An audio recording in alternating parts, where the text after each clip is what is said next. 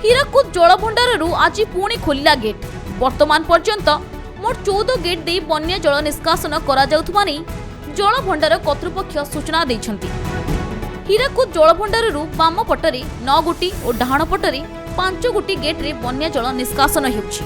हीराकुद जलभंडार कर्तृपक्षक नेतृत्व रे समस्त कार्य संपादन करा जाउछि।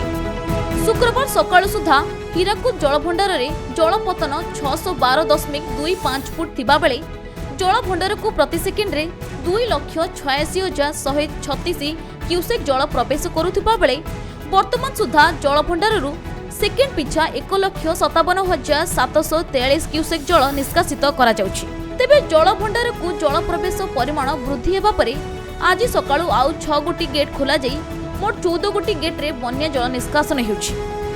संबलपुर नवीन दास का रिपोर्ट, खबर ओडिशा।